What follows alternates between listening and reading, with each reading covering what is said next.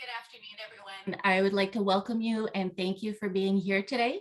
My name is Stéphanie Montreuil. I'm the Senior Director of Communications and Media Relations at the Railway Association of Canada. Today, I'm speaking to you from Ottawa, and I'd like to acknowledge that the land I am on is the traditional unceded territory of the Algonquin and Anishinaabe people. The Algonquin peoples have lived on this land since time immemorial, and I'm grateful to have the opportunity to be present in this territory. First, I'll run through a few housekeeping items for the session. Do note that we are recording this today. There will also be a short poll at the end. We really encourage you to please fill out the survey as it helps us to improve our events moving forward. The poll unfortunately doesn't allow us to ask you to provide your own suggestions for next year, but please do so in the Q&A box at the bottom of the screen, and we'll be sure to compile those. Today, our focus is on gender equity, which is a topic that really should be top of mind for us all. As the COVID-19 pandemic continues to impact us, organizations must remain focused on navigating this challenge.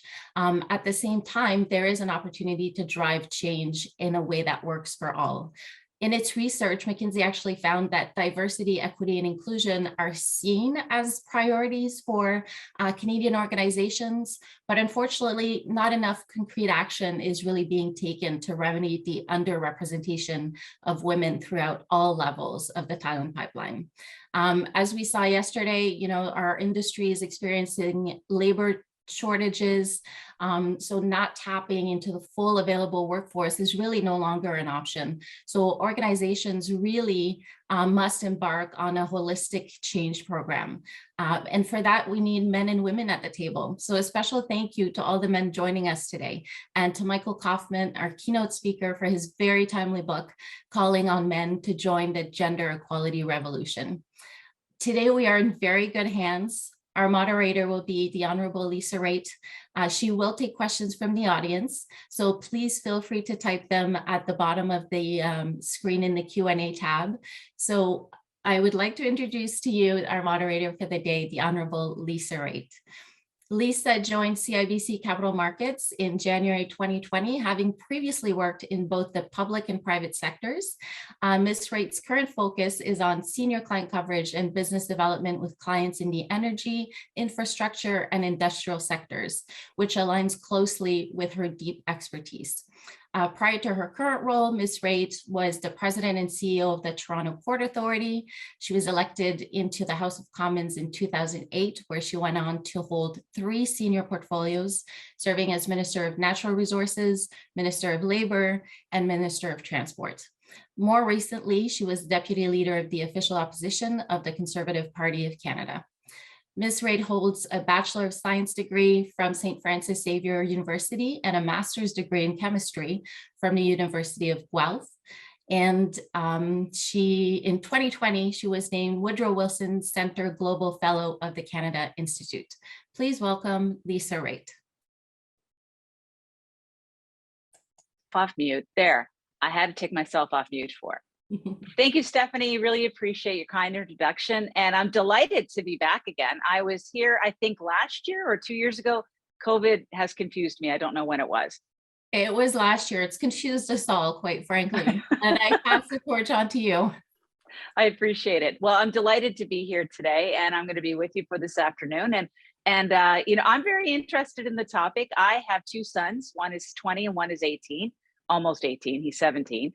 And we talk a lot about how you should be behaving in the workplace going forward. And, you would think that these things are normal for my sons to just miraculously absorb the fact that they have a career-minded mother and has been raised in a very friendly female environment with all their aunts and their grandmothers. But hey, you know what? You still got to talk about it. So I have a panel that we're going to be bringing up. I suppose they're going to have to join me on the stage. So we are now going to move over to. We're going to have let me tell you who's going to be coming on. I'm waiting for my friends to appear on screen with me. But here we go. And they're coming in. There they are. Good. Nice to see you guys. So I'm so delighted this afternoon to introduce you to some incredible women who we're going to have a really good organic roundtable discussion on some important issues. And again, please write into the Q&A any questions that you may have. Obviously, that's what's going to drive our conversation. If we don't have enough questions, of course, I'll jump in and we'll have a conversation as well. But let me introduce you to our three panelists today. We have Paula Copeland. Paula is the Vice President, Engagement and Sustainability at the Port St. John. Full disclosure, we've known each other for many, many, many years because we're both in the port system. So it's even before my time in politics. She's got 25 years in the port industry. I'm making me feel old there, Paula, when we talk about that, but a nearly decade in tourism. Paula thrives on innovation and collaboration, which result in new opportunities to approaches to challenges. She has elevated the brand of the Port of St. John and the community in the region, and that has been her core purpose for more than a decade now. But over the past few years, sustainability lens has been added as a new element to her focus. She's ready to push Port St. John brand out even more strongly nationally and internationally as the Port St. John team works with industry partners to advance the port's position as a Canadian supply chain solution. Good to see you, Paula. Kim Wheeler is the host producer of Auntie Up. Auntie Up or Auntie Up? I say Auntie in Cape Breton. I guess other people say Auntie Up. You'll have to tell us. Okay, I was going to say we say Auntie Up because it works on two levels, right? Yeah, that's what I thought too. Auntie, and I am. Yeah. Place your bets. Auntie Up. There you go. I'm all in. I'm all in to listen to you. So you have an Auntie Up podcast, and you're the host of the Kim Wheeler Show on SiriusXM. She has brought positive Indigenous stories to mainstream and Indigenous media since 1993, carving out a career as a writer, a publicist, and producer across a variety of disciplines. And her audio work has been recognized by the New York festivals and Imagine Native. Currently, Kim works from her Treehouse Media office. Treehouse? For real? That's awesome. With multiple clients in publicity, magazines, film, and podcasts. She's also the host, as we said, of the Kim Wheeler Show on SiriusXM and on the podcast Auntie Up, if you listen to podcasts. Good to have you here, Kim. Chantal Savoy works for a company that I personally love, that I was a partnership with when I was at the Port of Toronto. She's the Vice President of Strategy and Communications at Logistec. She joined Logistec in 2017, and as part of the family, and it really does operate as a family, Chantal, I know that for sure. She champions purpose-driven growth, both for customers in the marine and environmental sectors and within Logistec's own walls. For more than 30 years, Chantal has partnered with visionary leaders to build great brands. Her passion is helping them transform their organization through brands with distinct purpose and experiences that combine the power of storytelling with insight and the magic of technology to motivate and inspire people towards change. Chantal had the opportunity to be a part of the impressive journey CN went through from 97 to 2017. And before that has worked for Air Canada, Avinor, and Cassette Publicité. And he's still stuck with me, Lisa Wraith, former Minister of Transport and former CEO of the Toronto Port Authority that had a little airport called Billy Bishop as well. So I'm very comfortable to be amongst these fine women, and I'm looking forward to our discussion today. And I think we're just going to start off the conversation with a broad question. Kim, I'm going to start with you, if you don't mind. Why do we still need to talk about gender equality in 2017, in 2022? And we just heard Michael give a very fulsome discussion on why it's important, but why are we still talking about it, do you think? It's really interesting. Michael kept using the word challenge and challenging. I have a t-shirt that my best friend gave me that she had made because I was labeled as challenging when I worked at the CBC, because I asked those difficult questions and I pushed for change. So why do we have to have these conversations still? It's like, is that a rhetorical question? Yeah. Because we are not in the positions of leadership that we should be in at this stage, right? And I think the people who are in those positions are afraid to give up their power to make room for the people who should be in those positions. And for me, in particular, I think about Indigenous versus non-Indigenous, right? I left my position at CBC. I was a full-time permanent employee. So, and when you're in a union shop, as I'm sure a lot of the people here know, it's not an easy choice to leave a position like that. It's like leaving a tenured position as a professor at the university. But sometimes, you have to make those stands in order for change to take place after you leave. And it's difficult to have to, make those sacrifices, but sometimes they're necessary in order to force change in an environment where you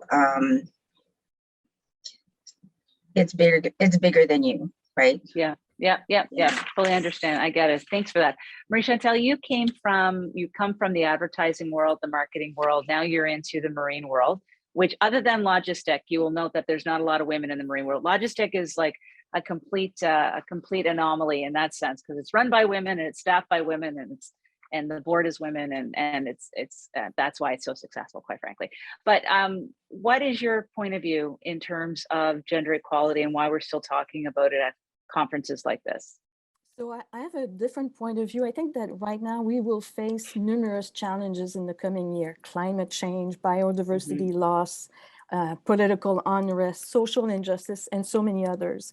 And yet I am very positive and I'm very confident that we will overcome these big challenges, because I see a brand new generation, much more diverse, coming into our organization. They're not afraid to ask tough questions. They actually, to Michael's point, really listen. They really want to drive real change. I think change is coming. And today in 2022, I think as leaders, that's our number one priority, is to attract this bright young talent, retain them, which is not easy, and give them the space that they need. So in 2022, we need to focus on inclusion. That's more important than ever. We need a rich cultural diversity around the table, because we're going to have to resolve big challenges that we all face. It's about the planet. It's not about men or women. So as leader, I do not think that we have the choice anymore. This is the topic. Yeah. Paula, how about you? Why are we still talking about it? Why is that lens still important? It's funny because I, for most of my career, kind of ignored the fact that I was a woman, and I just pretended that I was, just a worker doing my thing and going forward, always going forward.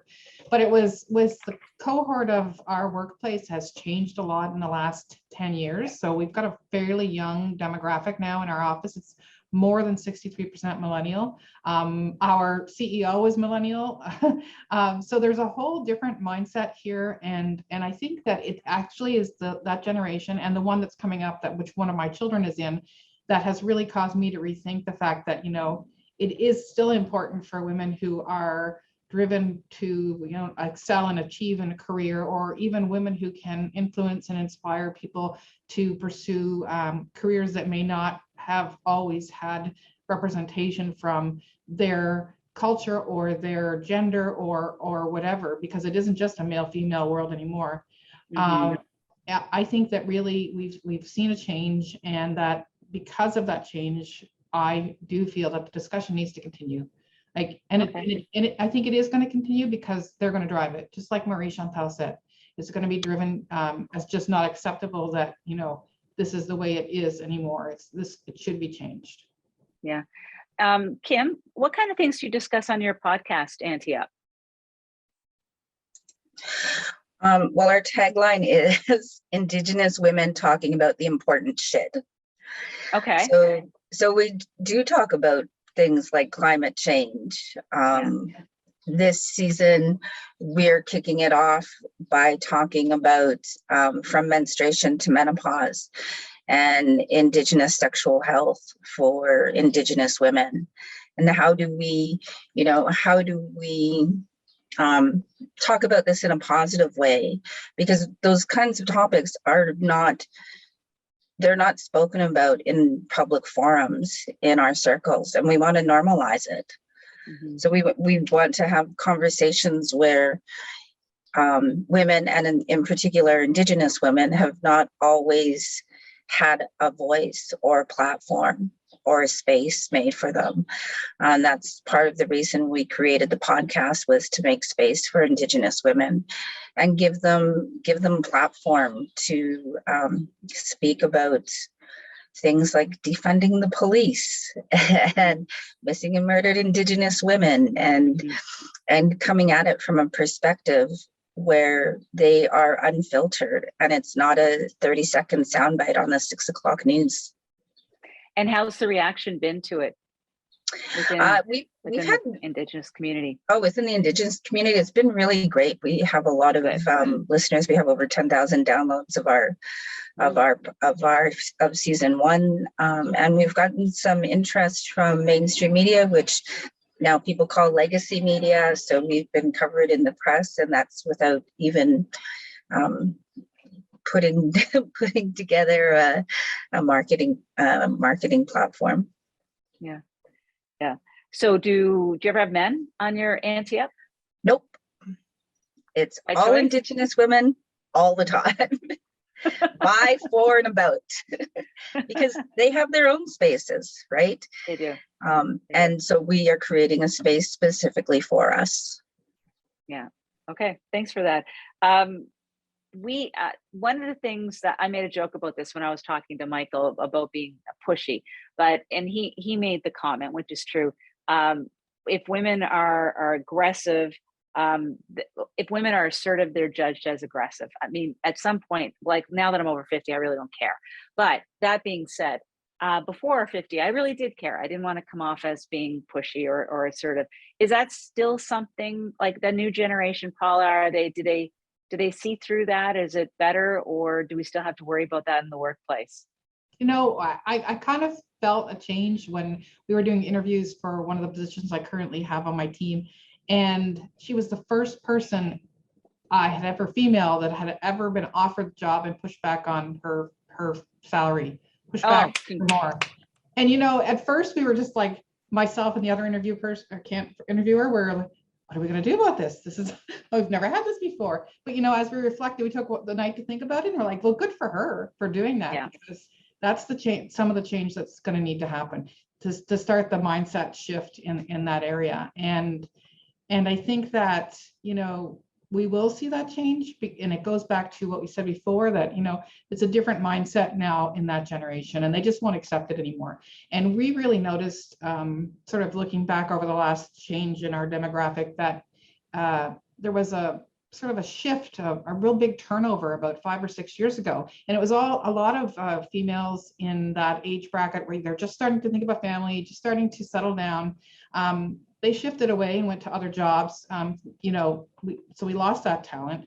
Our HR person who came in was really progressive and thoughtful. And she said, you know, we need maternity top up. We need support for those that need to stay home and care for their children when they're sick. And, you know, they could still work around the time being. There's a flexible work time, which, you know, the pandemic has really forced upon us, but which is actually really empowered our workforce, because we have like 51% women in our team now. So it's those shifts that are going to change things overall.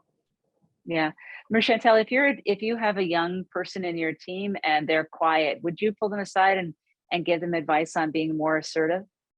Well, first of all, before, you know, the type of conversation that I will have first is, do they have a good understanding of who they are? You know, Michael was saying earlier, you need to understand, well, if you don't even understand yourself and you don't have your own, you're not sure what your own value system is and what you stand up for, it's difficult to be vocal. So I think we need to have that conversation with them first. And then what I like to ask them is, you know, do you have a purpose? Is there something that you want to stand up? Is there something you're showing up for today? Because in the end, no one else is going to do it for them. It has to come from them, and I think that they have more to lose but not wanting to be authentic and not being true to themselves and speaking up. I think it's a shame. So to me, at first, I try to understand where they come from, what they value, where they want to go, before trying to just drill them. Why aren't you speaking up? Which I think now becomes, maybe a bit defensive. Yeah. So for those of you who are tuning in and listening, we can continue to have a conversation, and we will. But what I'd really appreciate is if you drop a question into the Q&A, something that you may want to get some advice from. You have 4, including myself, really accomplished and worldly women when it comes to being in the workplace and taking big chances like Kim did, and starting off on her own, which is an entrepreneurial side of it as well, which is incredibly scary. But if you have a question, you can ask anonymously. No one's going to know you're asking it, and I'd be more than happy to ask it for you here. What I was going to tell you a story about being on a panel once with the president of Johnson & Johnson. It was a woman up from the United States, and she told the story about how she was doing hiring, and she found that when men and women came in for the position, that the men would always push back on salary, and the women never did. And she wanted so much to be able to say to the women, ask me for more money, because your starting point is here. I'm not going to give it to you. I'm not going to say, here, you can have it.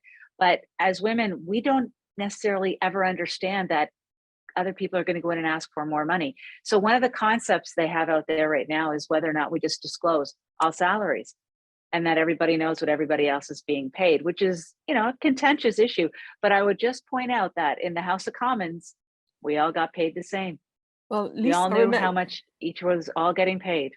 Remember when it happened in the NHL, when the hockey players, all the salaries came out and it was public. And I remember listening to some of the young hockey players and said, I'm okay with Wayne Gretzky making that amount of money because I'm going to get a ring at the end of the year. I mean, these discussions this is transparency.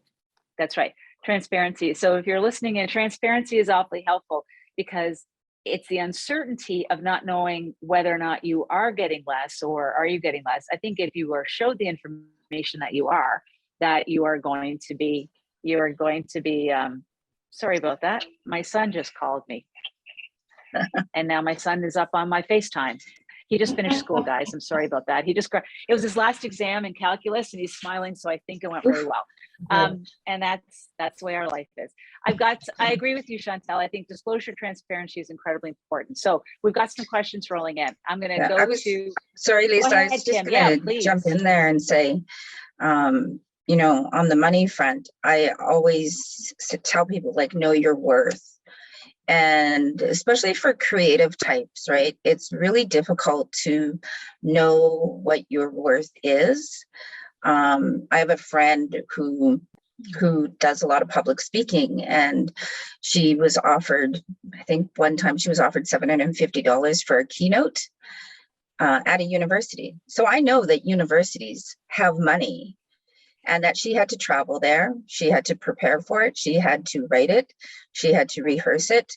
She had to take time away from her family, and she, cares for her elderly mother who lives with her, and she has 2 teenage daughters. So, she has to think about caretaking as well. I know what men have been paid to give keynotes at universities. So I told her to go back and ask for $4,500. Yeah. And she was like, well, they're never going to pay me that. And I said, go and ask for $4,500. And she did, and they didn't blink. And now she knows that minimum she can ask for $4,500 for a keynote.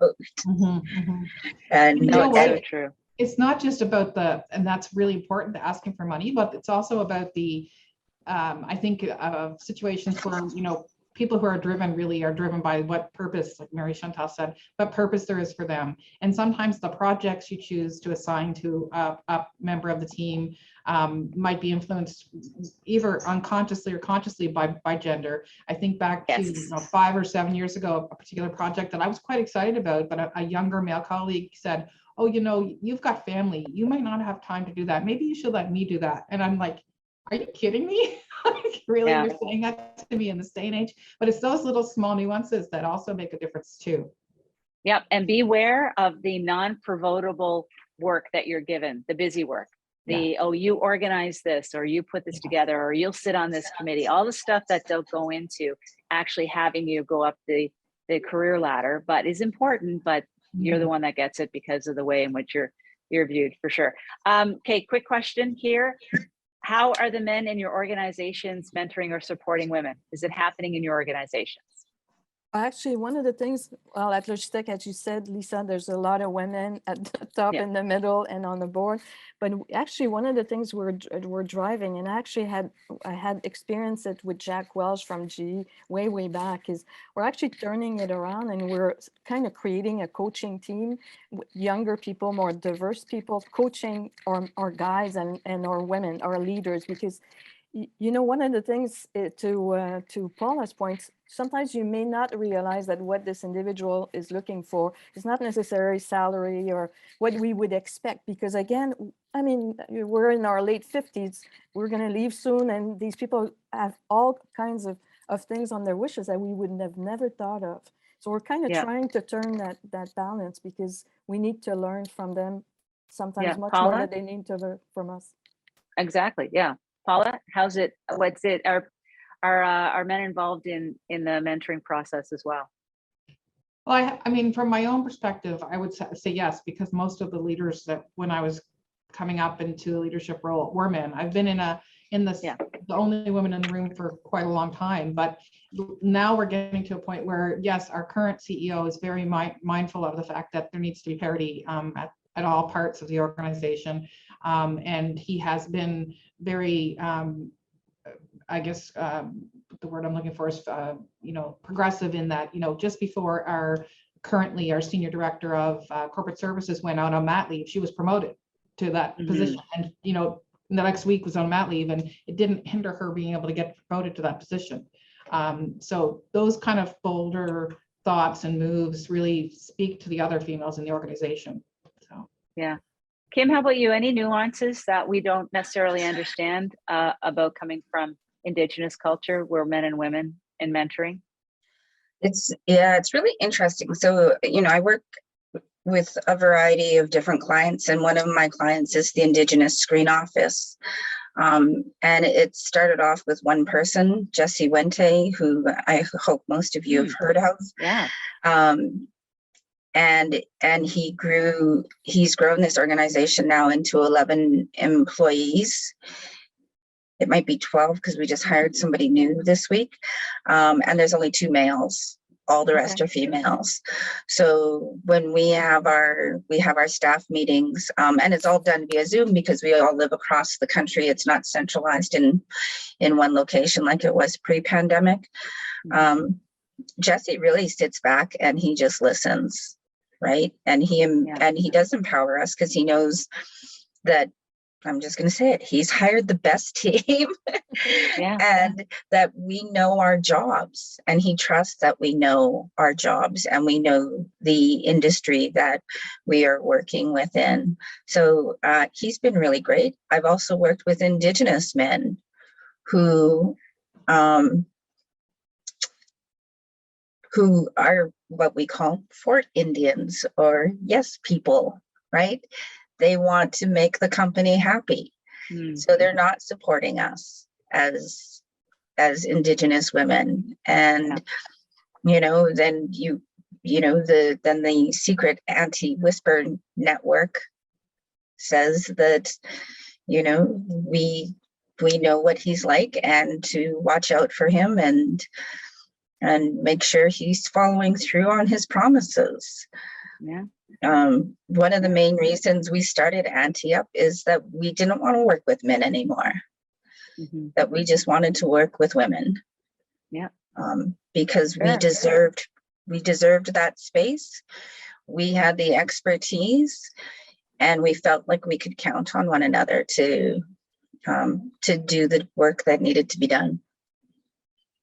But you had to leave ostensibly a job for life that you had at CBC. I mean, that's a big leap. For that. And then I went to the Assembly of Manitoba Chiefs as their comms director, and the Grand Chief he decided that these 3 young boys who went into his office behind several closed door meetings could do a better job than I could, and that they wanted to run comms, even though they had no media experience, no communications experience.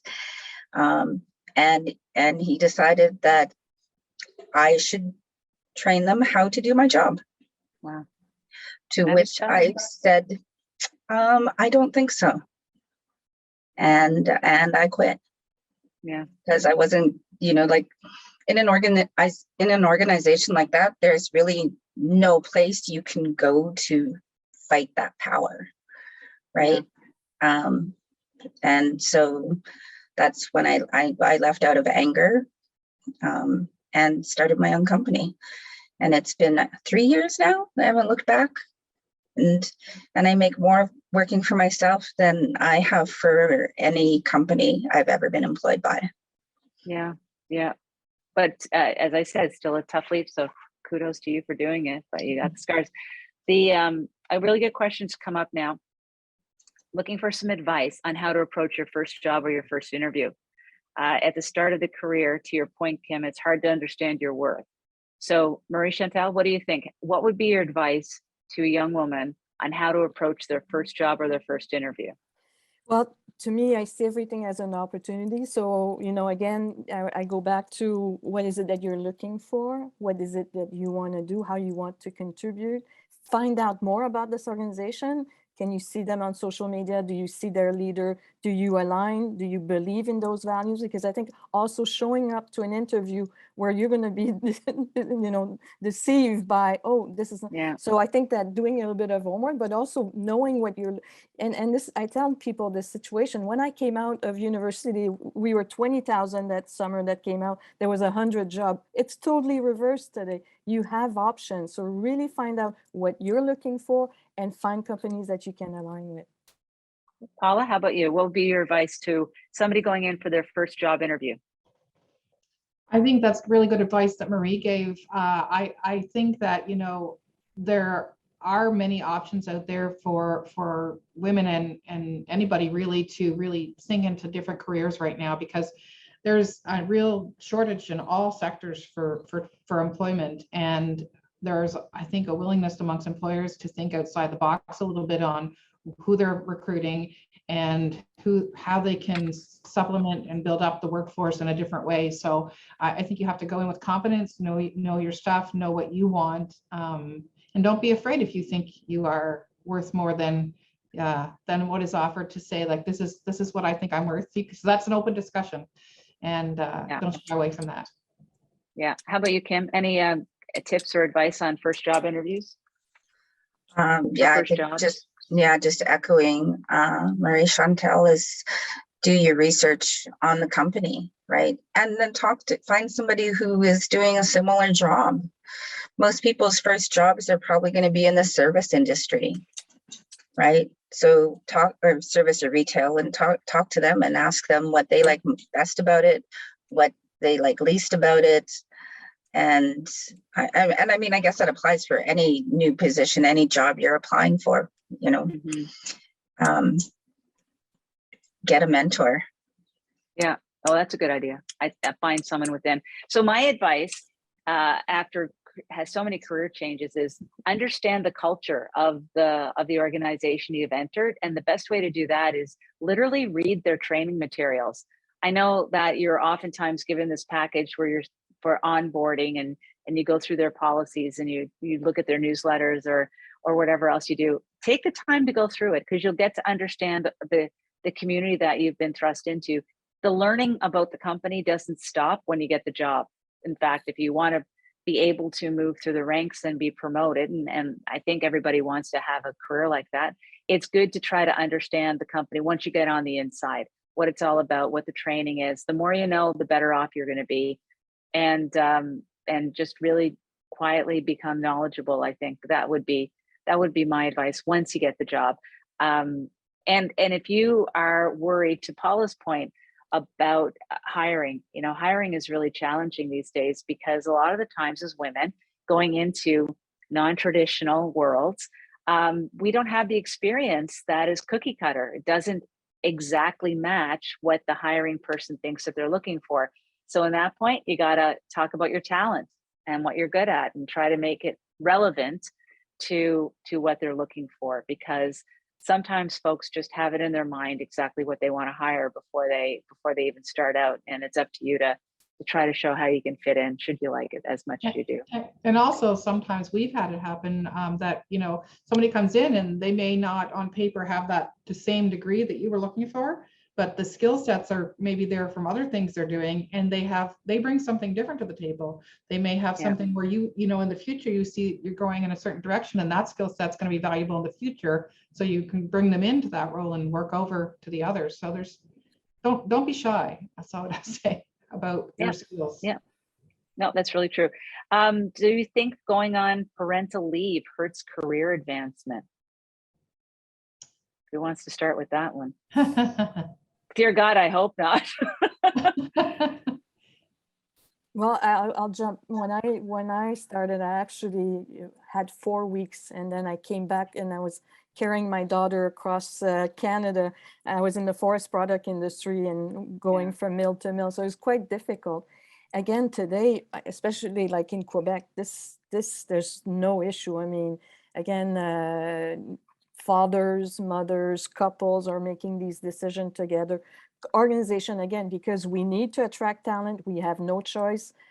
We are creating the space. They are changing our workspace, and they are demanding the parental leave. And I say bravo, because, again, as a young person, I didn't have the guts to do it, and I was penalized. So, no. Yeah, same with me, Marisha. I didn't have the guts to take maternity or parental leave at the time. I was CEO of the Toronto Port Authority.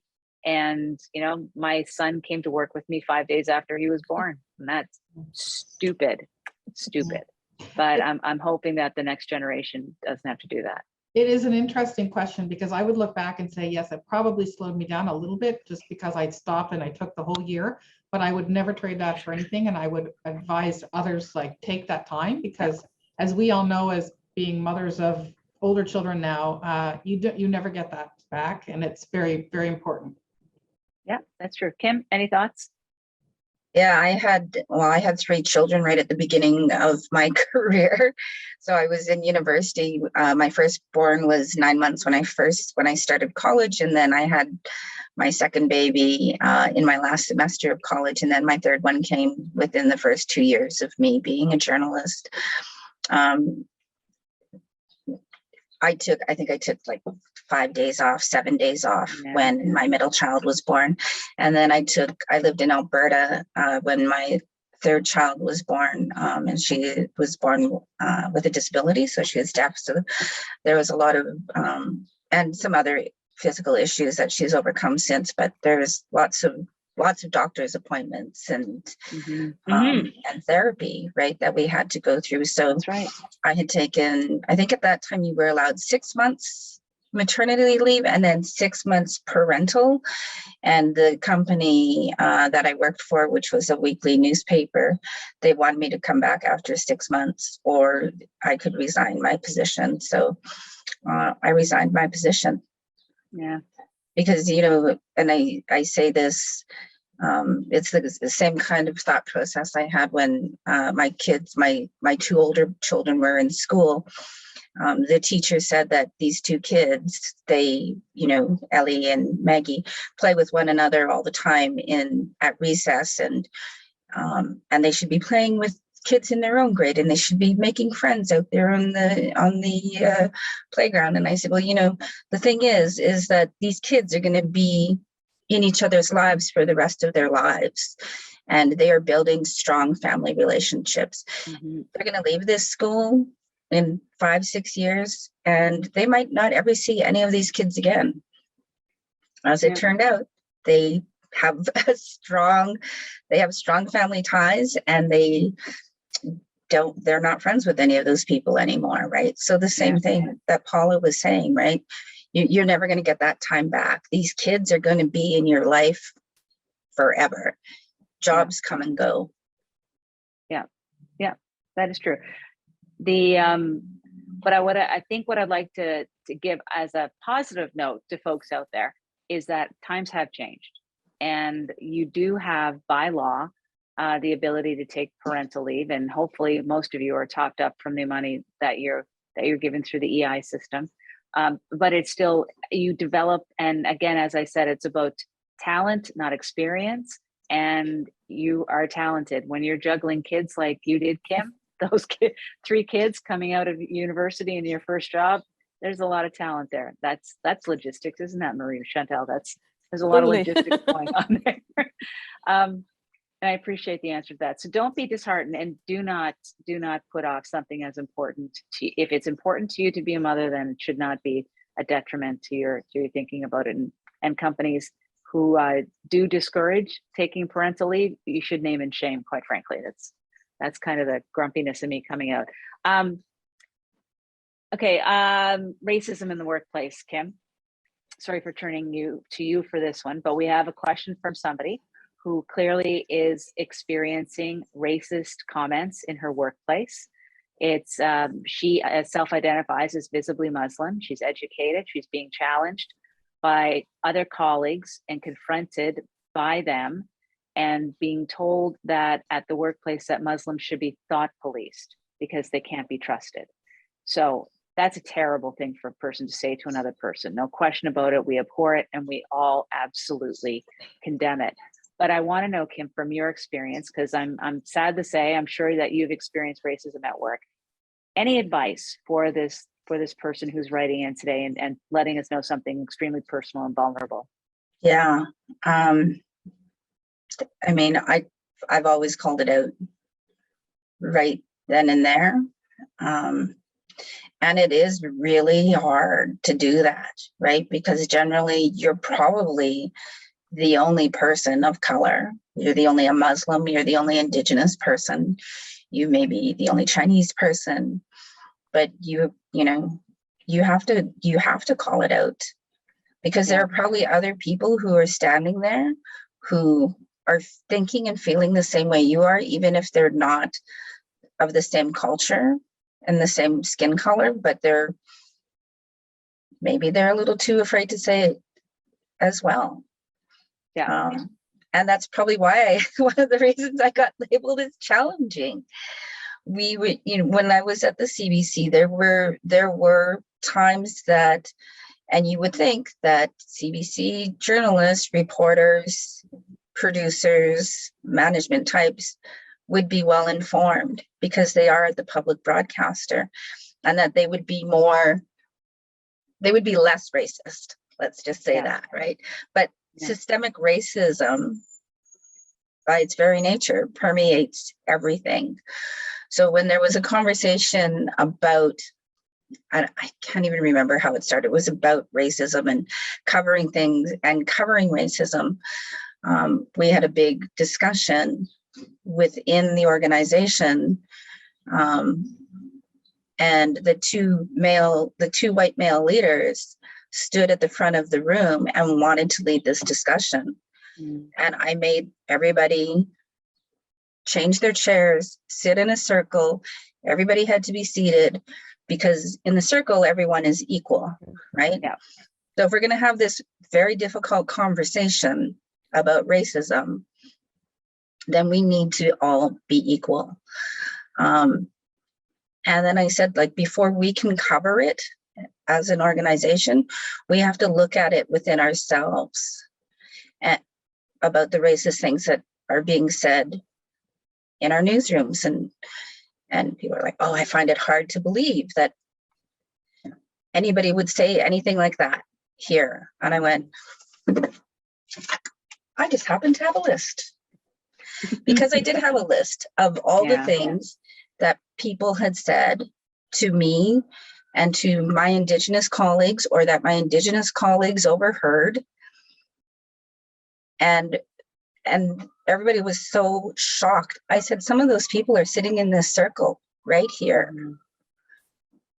And I wasn't going to name them, but they would know who they were from exactly what I said. And it's, one of them was, so where's Rosanna's kids? I was like, well, 10 a.m. on a Wednesday. They're probably in school. And it's like, well, I mean, where are they? Like, I never see them. And I'm like, have you ever brought your children into the workplace? Yeah, that's weird. Right? Like, they're assuming that her kids were probably in foster care. Oh, no. Right? Like, that's how subtle the racism is. Yeah. And so, and maybe it's not like I called it out without actually calling it out in that moment. Right. But, Right. you So just, calling it out from a human point of view is the right thing. I'm going to switch over to Paula and Marie Chantal, but she's got a process to go through. Like, what should she do within her company? Well, I would say that to me, I mean, we need to stop repeating this nonsense. The world is so polarized right now, and it's because people do not understand, and they're scared, and it divides, and it's time to come together. So I would definitely go speak to, if you don't trust your manager, I would go speak to somebody that you really trust, and I would share what's happening, and this has to come out. This is no longer acceptable. Not today. Not today. Paula, how would your company deal with it? I would agree with that. Well, in our company, we have like a private hotline that we can call for any issues that relate to, any type of infraction. So, I mean, racism would be one of them, but, if you think there is harassment in any form, and I would say that if your company has something like that, check into the programs that you have. There may be a way for you to do it so that you don't have to sort of identify that it is you if you're, worried about perceptions, and it would be investigated in our company from that perspective in a very professional way. Yeah. So anything else to add, Kim? I was going to say, like, in that line, then you're a union rep as well. So if you guys are in a union, go to the employee union rep and not to HR. I don't find that HR is the employee's friend. Okay. That's a good concept. I mean, not everybody's lucky enough to be represented. I don't know how many, although within transportation usually and communication usually do have good representation you can go to. Another question coming out of that, though, in terms of, so to the person who asked the question, the right thing to do, or the hard thing to do, is to call it out, and it's the right thing to do because it stops it in its tracks for anybody else as well as yourself.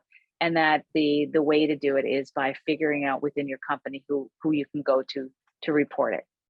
And if the company doesn't deal with it in the proper way, maybe they're not the right company for you to deal with, quite frankly. It does come down to that. You're talented and smart and educated. I'm sure somebody else will appreciate your talents, and it's a loss to them for not being able to figure it out. So we wish you good luck on that one. It's not easy, and I'm lucky that I don't have to deal with that in my lifetime. So there's another question that is here that I may not understand correctly, but as a company, should leadership HR not be the one taking the lead on ensuring that the company values equally? So shouldn't management be responsible to make sure that women are knowing their worth and valuing themselves instead of women having to do it themselves? It's not an HR thing. It's everyone. It's leadership. Michael was speaking to it, and anyone can be a leader when you decide to be a leader, when you understand what you're fighting for or you want to stand up for. Not HR. I mean, they play a role. To me, that it's more of a process role, putting the policies and so forth. But in your day-to-day, it's up to you. It's up to the people around you. Yeah, it definitely has to be part of the culture. So it has to be part of the culture from the senior leadership, but it also has to be part of the internal culture all around. Yeah. Kim, anything? No, I agree. I agree with Marie Chantal and Paula. Like, if the men aren't doing it, how are you going to change their minds? I don't think you are. I think it just comes from them, and either it comes from them from a good place, right? Yeah. And if it does, then great. But if it doesn't, then you can. It doesn't, then tell that then there's they're gonna walk, resentment they're gonna there. walk away like they did for us for a while. Yeah. Yeah, that's true. We got a lengthy question from somebody else who's putting out an experience that they're going through right now, but I'm going to distill it down into this, which is there a point where you stop pushing within the company? And I'm not talking about in terms of being treated unequally because of race or gender. What I'm saying is that within the context of the advancements in your company, if it's not going in your way, this is more from your senior people within your company now, is pushing too much. Is there a point in time when you just stop pushing for that promotion, or you stop pushing for that advancement? I think there would be a point in time, but that would be the time when you would realize that maybe that spot is not the spot for you to advance in. Right. It might be a hard wall at that point. And again, you use the term pushy now. So being assertive is presenting your own perspective clearly, directly, and with respect. So when people tell me they were pushy, I'm like, okay, you're starting with a negative word. Is it you that has this perception, or they have this perception now in the way you do it? Yeah.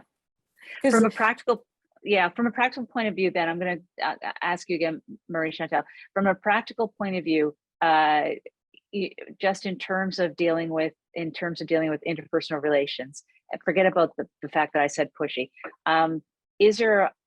Is there a rule of thumb? Is there some advice or guidance we can give folks about seeking advancement and figuring out whether or not the company really sees you in that light?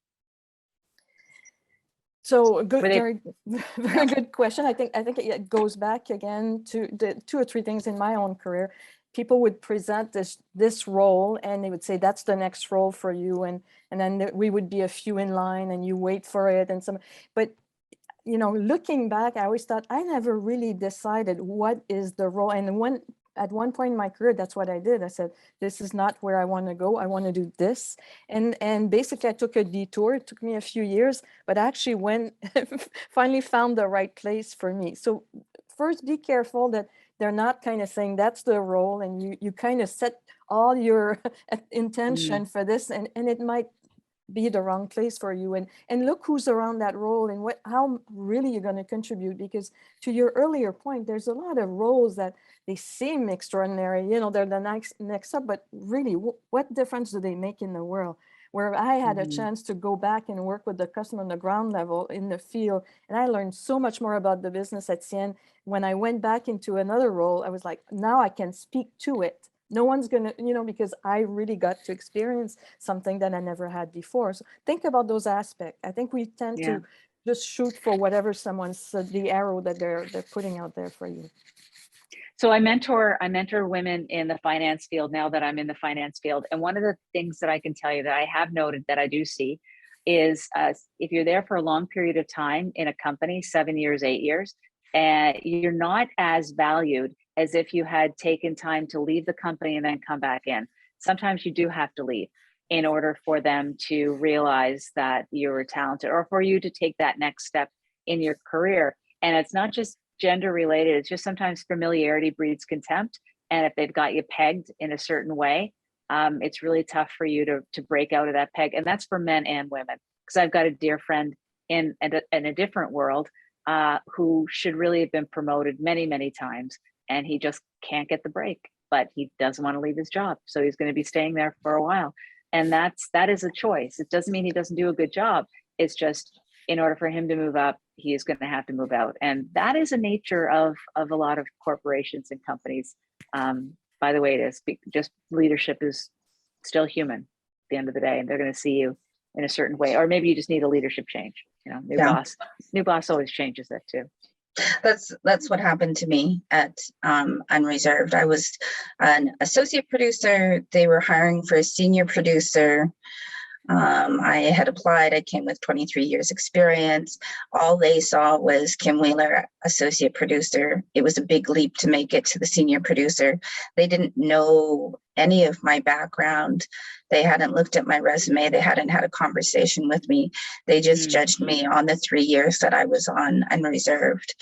And then they told me to takes, stay in this position and take some more training and blah, blah, blah. It's like, no, because I know my worth. Again, I knew my worth, and I wasn't going to stick around and have a non-Indigenous person lead an Indigenous show and tell me how to be an Indigenous storyteller.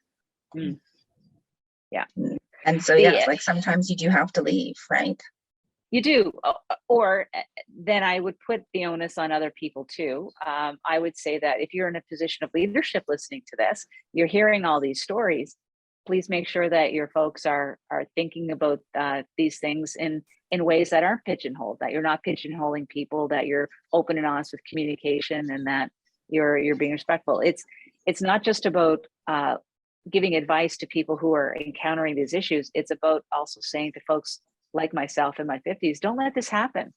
Now that you're in this position, you have a responsibility now to make sure that you've heard the problems, make sure that proactively you're helping them to not get bogged down as best you can. And I think transparency and open communication is always going to be the best way to deal with those kinds of HR issues. Sorry, Lisa, I was just going to say the other thing that I've also encountered, and I've encountered this a lot with colleagues, Indigenous, non-Indigenous men, women, is that if somebody looks like they're doing a lot of work, right, and they always have something on the go, people assume they're going to be too busy to do a smaller contract, or maybe sit on a panel discussion like this, so they don't bother asking. Like, don't assume, sorry, there's a truck going by outside. Okay. Don't assume that they are too busy, because give them the opportunity to either say yes or no, because they can switch around their schedules and everything depending on if they're very passionate about speaking about this or being part of a project. Yeah. Okay. Really interesting question. And it has to do with leadership, and we're all women in leadership. So here's the question. Is it better to do massive change in one broad stroke where you need to make change, or is it better to be incremental in making change? And I know it depends on the circumstance. However, let's outline, there's benefits to both. Marie Chantal, are the benefits to both situations, baby steps versus holus bolus? Let's just throw the whole thing out. So when I was in my 20s, 30s, and 40s, big change, quickly, let's change the world. Yeah. Marie in her late 50s, take your time, baby step. Listen to people, listen, go back, turn around.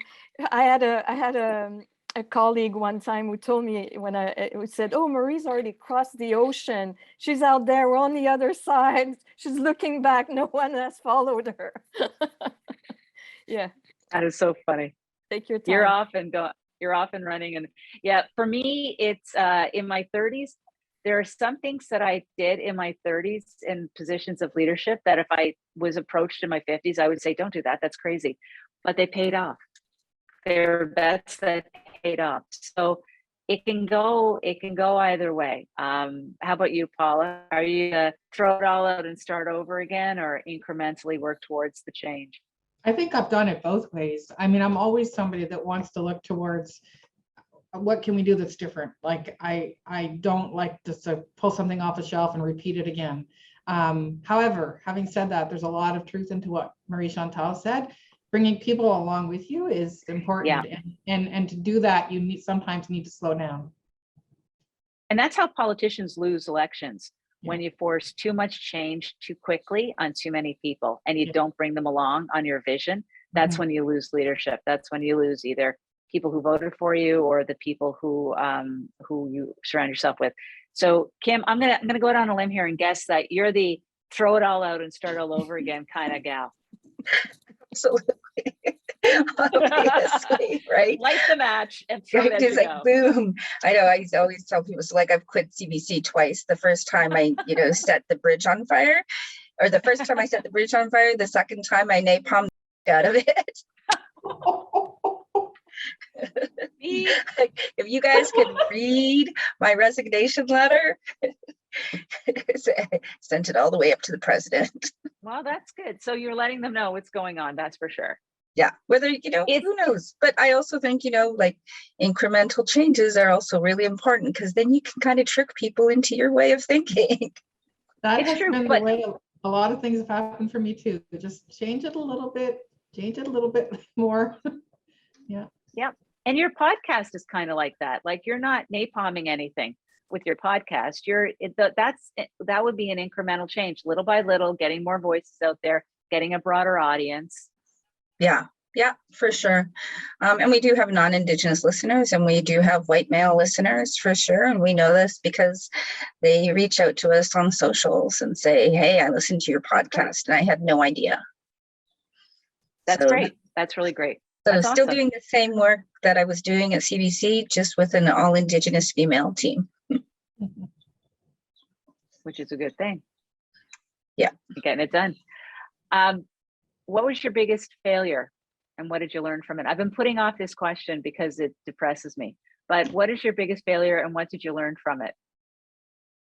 So I have many, many, but again, what I've learned, and I think it goes back to our earlier point, take my time, know that, things, and actually things will come at the right time. It's something when I traveled to India, they speak a lot. I mean, there's a time for certain things, and I never understood that when I was younger. So I think that a lot of my failure were associated to that. And today I'm so glad that I had all these failures. I think they're perfect. They made my career. They made me meet people. They got me to places I would have never gone to. So no, I'm all for failure. Okay, Kim? And I'm trying to sit here and think, how do I apply this to my work? Because I do so many different things. And usually I'm, like, I also help people navigate media crises as well. Yeah, right? yeah. So, that's always something. But I don't like, man, maybe I just have a big ego, because I feel like I haven't ever had like a major failure. Well, that's amazing. That's great. That's perspective, I think. I mean, some people could say that going back to CBC for the second time was a failure. Right. Oh my God. They could be, but I saw it as like we were doing something special and creating something special. And did I fail because I didn't become senior producer? I don't think so. I think you put your finger on it. Yeah, right. It's not a failure. That wasn't my failure. That was senior management's failure to recognize that I had the talent and the drive to do that role.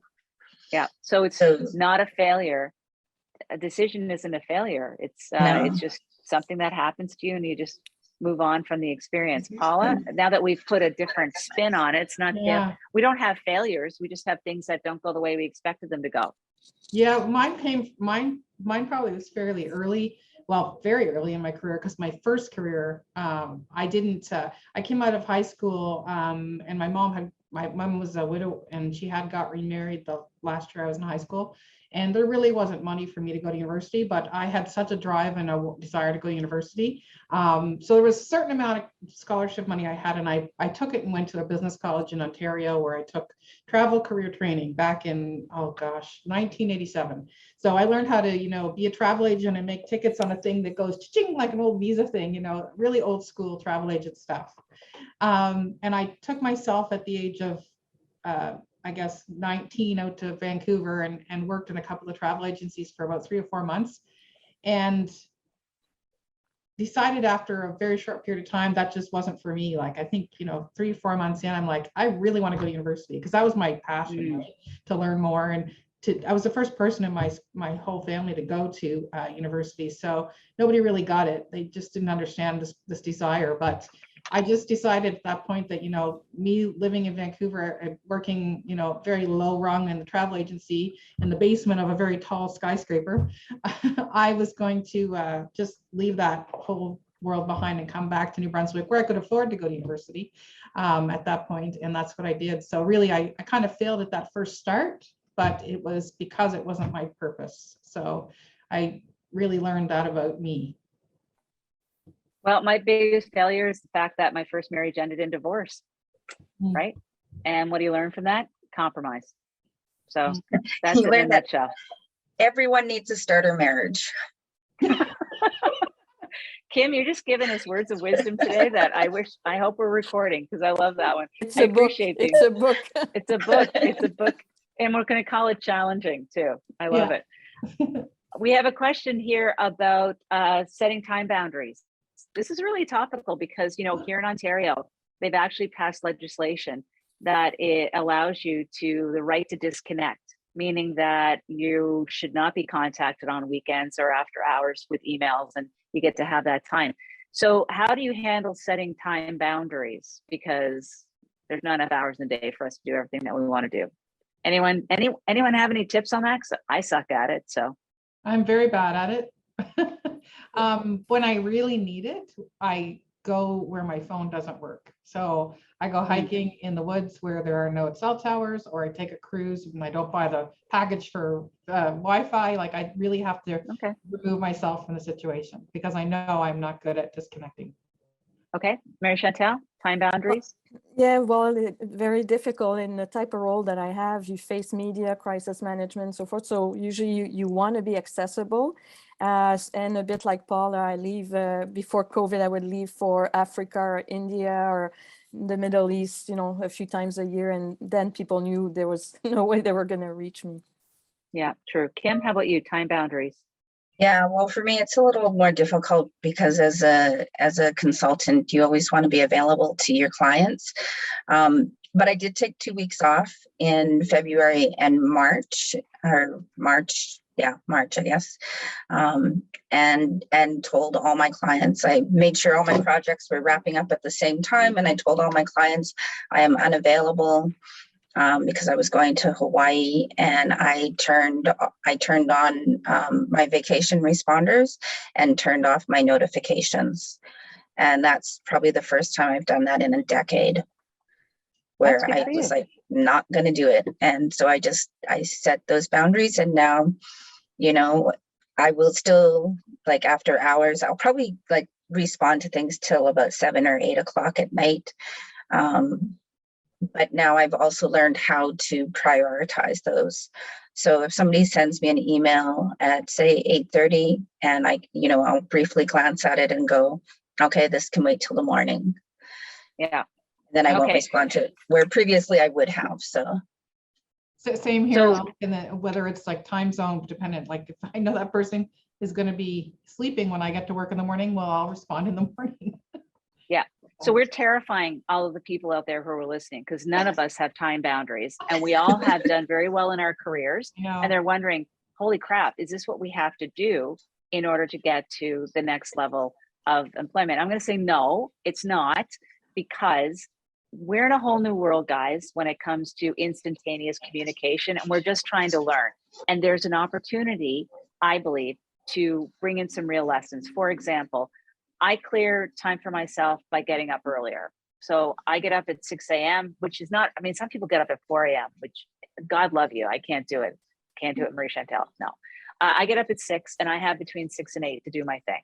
And my thing is reading the newspaper, which is kind of part of my work, but it's still something that's important to me. And I do not look at my phone during that time. I try not to. I don't look at it. The second thing, though, that I read a really good tip. I actually got it off of TikTok, which is a mind waste, by the way, but I got a really good tip.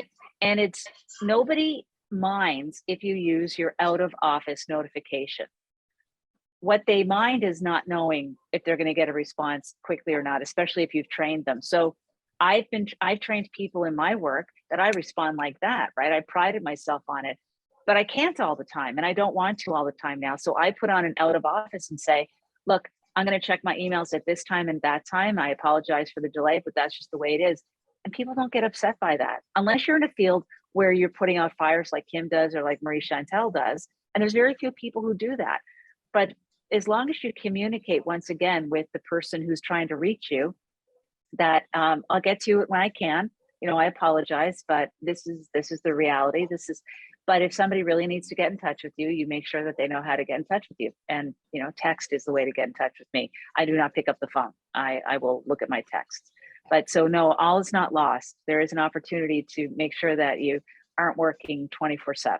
And I think the flip side of that conversation is, as leaders, we also have a responsibility not to do that to the people we lead. So not to email them outside of hours on weekends and make that anxiety and panic that they must reply to us part of their life. This is true. And you can set, now for me, I will be working on Saturday morning and I'll say, oh crap, I really have to get this email out. I can put it on, I can use this magic on my computer where it says send out at 7 a.m. or 9 a.m. on Monday. Yeah. And that works. So use the technology as your friend, as not as expecting you to be the dog and the whistle the whole time. So yeah, you can also, sorry, yeah. Lisa, I was just Go going to ahead, say, Kim. you can also put it in your email signature as well.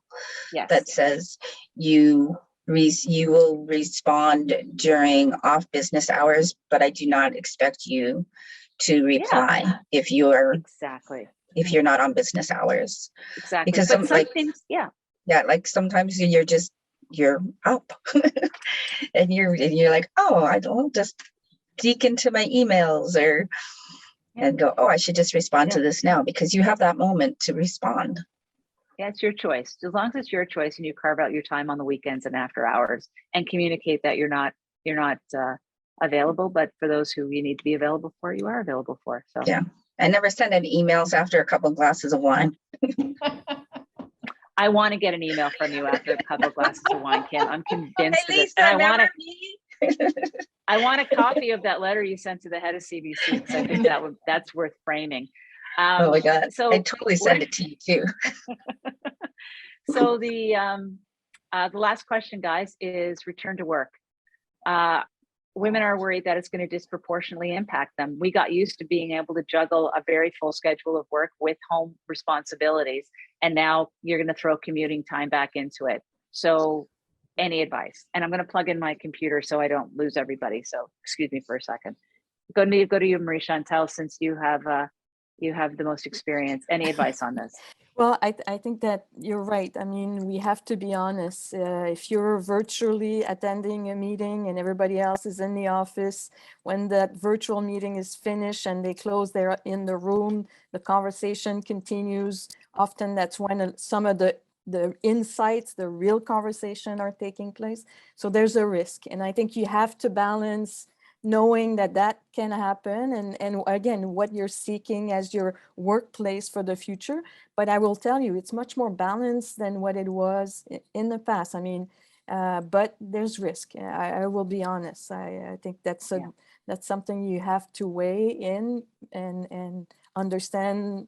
Again, it's also, are you seeking to go to this place tomorrow? Are you willing to take 2 or 3 years? Mm-hmm. Also has an impact.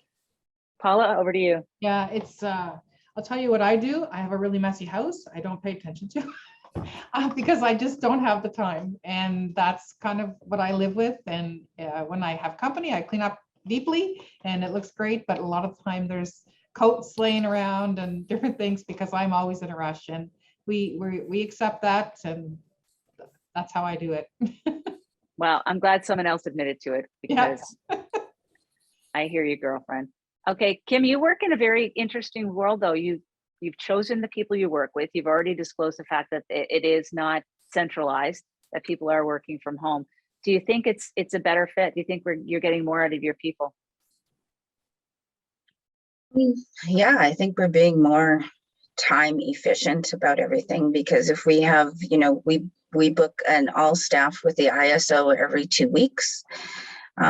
So for an hour, we are focused on that, on what each people are doing. The other teams work, they work a lot more closely together, but they're also all in different cities. So we are all working remotely, and we're all working from home. Mm-hmm. And it's been working for us all so far. The team actually met, I think it was in February, we met up in Toronto for a day of meetings, and most of the team is going to the Banff Media Festival this weekend. So they'll get to be together again. And in those times, you just have to really think about team building and getting to know one another on a more personal level. Luckily, one of the people that I work closely with at ISO is actually my stepdaughter, Kaya Wheeler, who is the manager of strategic initiatives. So sometimes she'll actually come over to the house and work next to me. So, and that's always nice. But I don't mind being a lone wolf. Because apparently I don't play well with others. Oh, you do. You're an inspiration, Kim. You do. The for my point of view is I like being at home and working from home. I'm in my office today, and I'd forgotten how much I missed. Like, I like having a coffee with the woman who sits next to me and catching up on what's going on. And I like the interaction. And it almost felt a little giddy coming back into the office, getting to talk to people again. So I think what it's going to come down to is we're going to have to make sure we manage the appropriate balance between having camaraderie, building a team, with getting work done, and not having people feel burnt out, which is what we were all dealing with pre-pandemic. Everybody was pretty much burned out. So a work in progress. But again, hopefully what you've learned from this panel is it's not bad to speak up. You do have to find mentors. You do have to find allies within your company, within your group, and you should know how your company works and what the culture of it is, and understand who they are, and know your worth, I think. And if you don't know what your worth is, then start thinking about what your worth is. And it's not a bad exercise for us to leave with you on this panel today. And with that, we are concluded, ladies. I want to thank you so very much for giving us your time today. I'm actually going back to consult my sheet. I know everybody does everything off of computer these days. I still carry a lot of paper around with me. I want to thank you all so very much for joining us. It's been delightful. I wish we were doing it in person instead of virtually, and it would have been a lot of fun if we all had a glass of wine or a beer with it as well, or a cup of tea, whatever's your poison. And I want to thank you very much. And I'm going to ask now for Brianna to put up a short poll on the screen that we're asking folks to take a look at. And host and panelists can't vote. Otherwise, I would have been saying we were totally valuable today. But thank you for filling out this very short poll, everybody. I appreciate it. And we're going to pass it over to Stephanie, who is going to be giving us our closing remarks. Thank you very much for joining us, everybody. Take care. Well, let me thank all of you attendees who came here to listen to these wonderful women share their wisdom. And I want to thank them for a very open and honest discussion. I learned a lot, I laughed a lot, and I also thought about many different things. So thank you very much for that. Thank you also to everyone for filling out the survey. Obviously, your feedback helps us for future events. And with that, I hope that we will see you all next year. Thank you so much.